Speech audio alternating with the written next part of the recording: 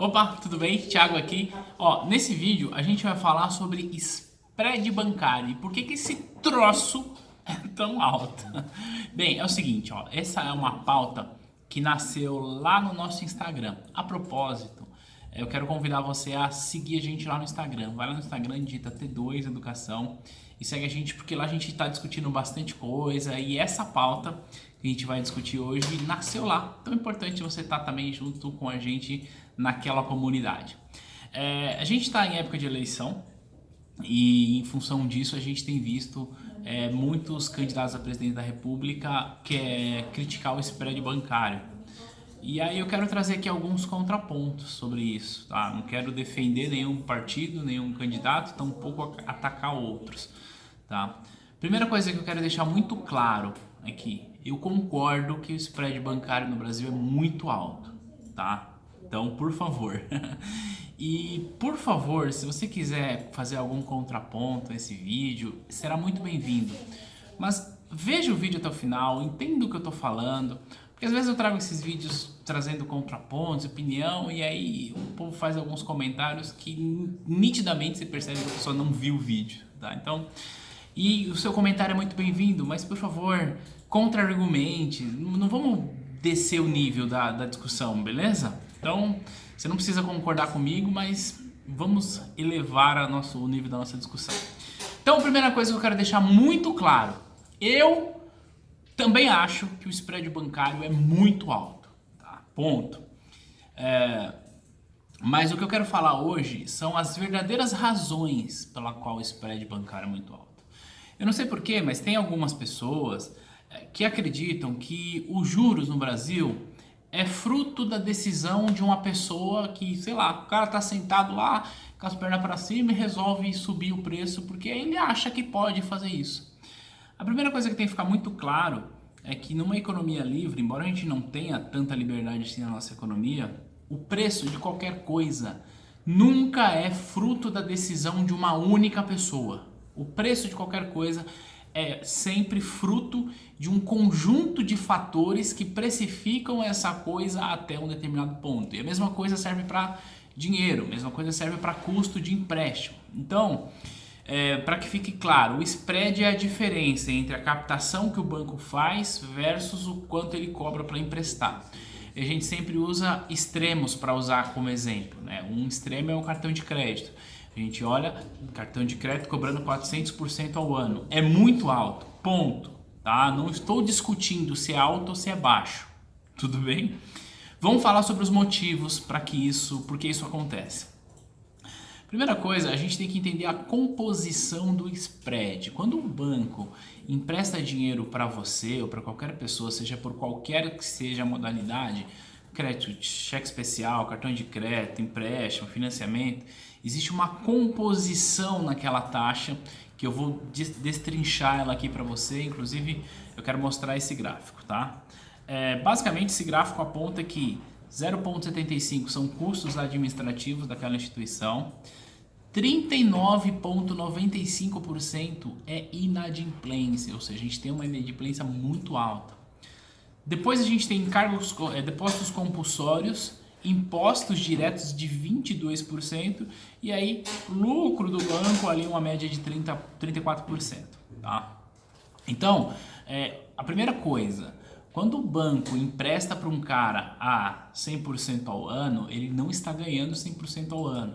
Tudo bem? Essa é a primeira coisa. Ele precisa pagar suas despesas, pagar imposto sobre isso, recolhe o compulsório. Tem a previsão de devedores duvidosos, chamada PDD, que entra nesse ponto de inadimplência. Então, primeira coisa é isso, tá? Então, a gente não tem que se iludir achando porque o banco empresta 400%, ele está ganhando 400%. Primeira coisa, isso não é verdade. A segunda coisa, que aí a gente começa a entender que o preço do dinheiro no Brasil, para as famílias e para as empresas, ele tem mais peso negativo do Estado do que necessariamente dos bancos. Deixa eu te explicar isso. Hoje, 72% de toda a poupança das famílias é consumida pelo governo. Deixa eu explicar isso. Quando você vai no banco e você deposita um dinheiro no banco lá, num CDB, por exemplo, O banco tem a prerrogativa de pegar esse seu dinheiro e emprestar para uma outra pessoa, certo? Faz sentido para você que quanto mais dinheiro o banco tiver recebido dos investidores, maior será a quantidade que ele terá para emprestar?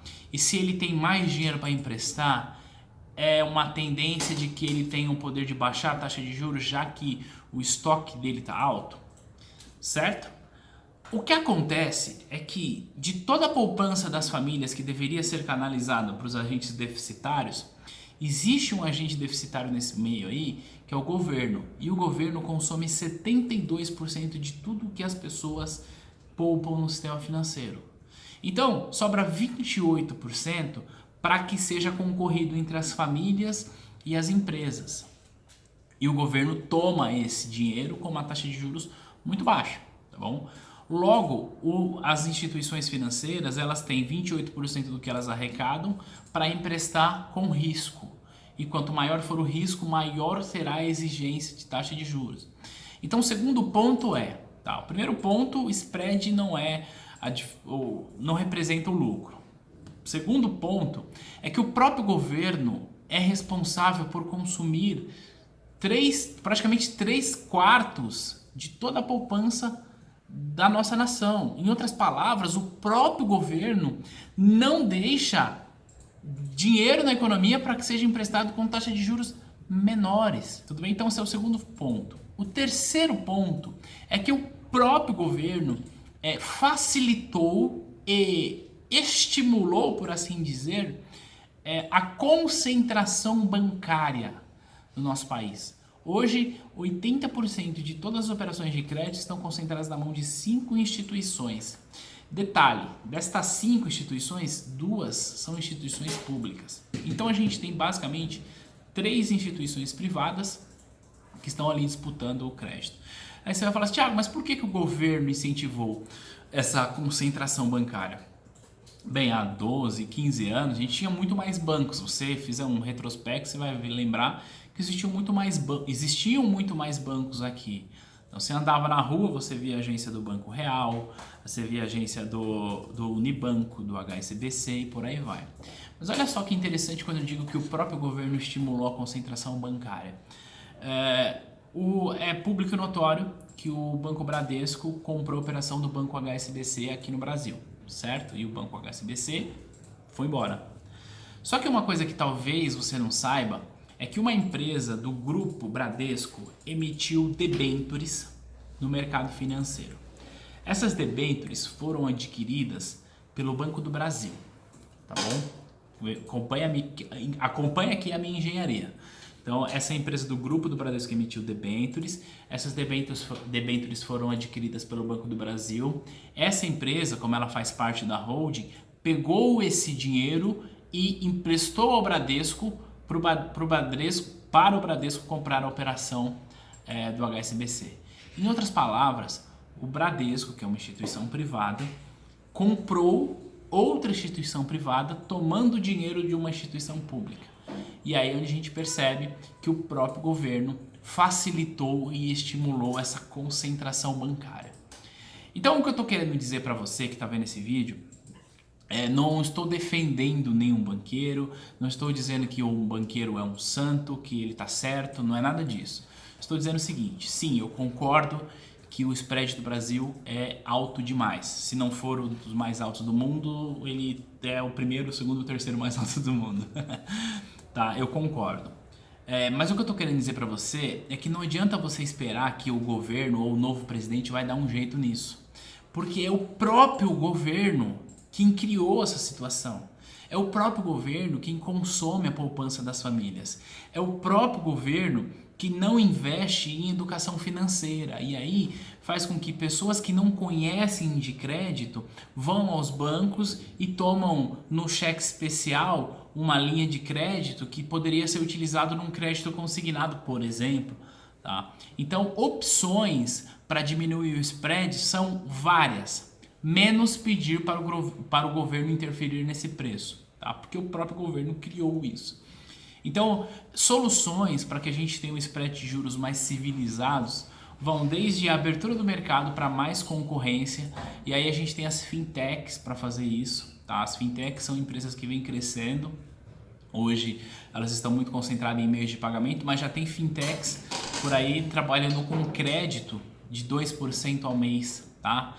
Esse é um caminho. Outro caminho é incentivar os empréstimos peer-to-peer, que são empresas fintechs que conectam quem quer emprestar com quem quer tomar mais barato. São 3 coisas até agora: abrir o mercado para concorrência, estimular as fintechs, incentivar as plataformas peer-to-peer, que conectam as duas partes direto.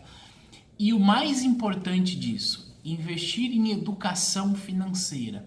E eu levo esse trabalho que a gente faz aqui no nosso canal muito a sério, porque embora a nossa principal comunicação aqui não seja necessariamente com o tomador, com aquela pessoa que está tomando crédito, a nossa principal comunicação aqui são com os profissionais do mercado financeiro. E esses profissionais precisam entender o que está por trás de toda essa dinâmica e precisam ser um agente de mudança e de transformação na hora de atender o cliente na ponta. Na hora de explicar para o cliente que não vale a pena ele ficar pagando o mínimo do cartão de crédito e que se ele precisa de uma modalidade de crédito, ele tem outras opções mais baratas e mais saudáveis, já que a gente não tem essa estrutura de educação financeira. Então, para finalizar esse vídeo, resumindo, até para que não fique nenhum mal entendido, sim, eu concordo que o spread é alto, tá? Só que o spread não é alto por uma mera vontade de uma pessoa. O spread no Brasil é muito alto por um conjunto de fatores que eu trouxe aqui parte destes conjuntos. Mas se a gente analisar na maioria dos conjuntos, aliás, na maioria dos fatores, melhor dizendo, tem o dedo do governo, tem o dedo do Estado promovendo essa distorção. E agora a gente vê na TV, nos horários eleitorais, candidatos à presidência querendo usar o próprio causador do problema, isto é, o Estado, como solução do problema. Solução passa por esses pontos que eu falei e o mais importante, o governo gastar menos, o governo parar de gastar com auxílio moradia para quem tem casa. Então esse é o ponto, porque quanto mais o governo gasta, mais ele tem de tomar emprestado, e quanto mais ele toma emprestado, menos sobra para as famílias e para a sociedade, para as empresas tomarem emprestado. Hoje a gente já tem 70% indo para as mãos do governo. Se isso continuar assim, eu não sei onde vai parar. Beleza? Se você gostou desse vídeo, se você gosta desse formato de vídeo aqui no nosso canal, comenta aqui embaixo, deixa um comentário, deixa um gostei, é importante para a gente fazer isso com mais frequência. Tá? Esse é um canal que a gente dedica para falar sobre as certificações de mercado, mas como eu sempre digo, a certificação é só um detalhe, a gente tem que manjar muito do mercado. Beleza? Deixa aqui um gostei, compartilha esse vídeo e a gente se vê no próximo. Tchau, tchau!